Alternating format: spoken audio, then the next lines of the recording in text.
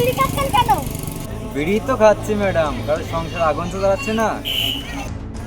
আপনাদের মতন ভদ্র মহিলা যে সংসারে আগুন জ্বালিয়ে দেয়। একদম বাজে কথা বলবেন না। নিজে অন্যায় করে অন্যজনকে জ্ঞান দেবেন না। ওদের পাবলিকের মাঝে বিড়ি খাবেন না। পাবলিক প্লেসে বিড়ি খাবো না, সরকারি অফিস আদালতে বিড়ি খাবো না, তাহলে কি জাহান্নামে কি বিড়ি খাবো? Oh my god. জাহান্নামে গিয়ে বিড়ি খেতে হবে না। বেশি বেশি বিড়ি খেলে অল্প দিনেই জাহান্নামে চলে যাবে। সকাল সকাল বিড়ি খাওয়া নিয়ে মেজাজটা গরম করে দিল।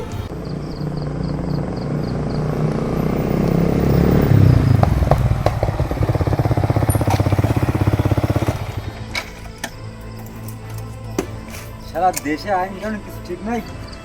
বড় বড় বিয়ার বার চলছে, বিদেশি মদের দোকান চলছে, বিড়ি সিগারেটে বড় বড় ফ্যাক্টরি চলছে, তাতে কোনো যায় আসে না। আর সামান্য বিড়ি খাওয়া নিয়ে ঝামেলা, এখানে বিড়ি খাবেন না, ওখানে বিড়ি খাবেন না। Yes. এই শালার বিড়ি খাওয়া নিয়ে যত ঝামেলা। আজ থেকে এই বিড়ি খাবো, বেশি বেশি করে খাবো।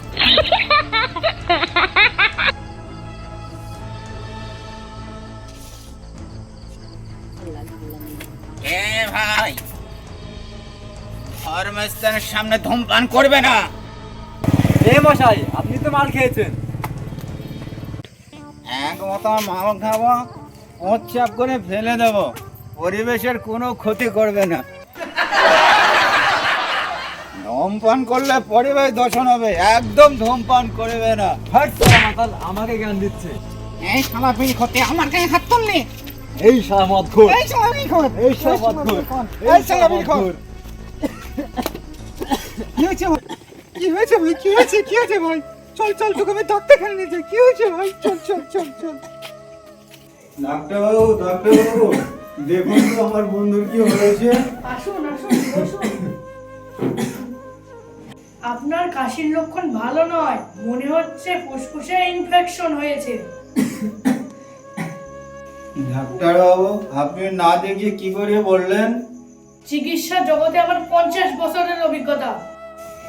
আরে মশাই, আপনার বয়সে তো 30 বছর।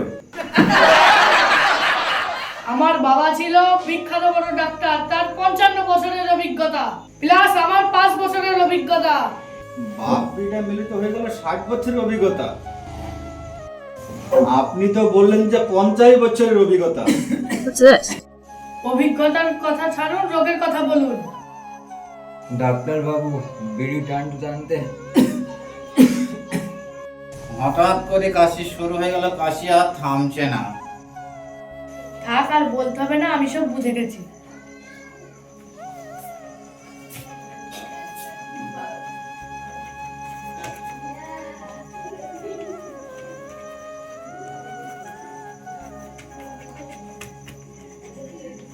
৳500 ভিজিট ডেট, ওষুধগুলো বাইরে থেকে কিনে নেন।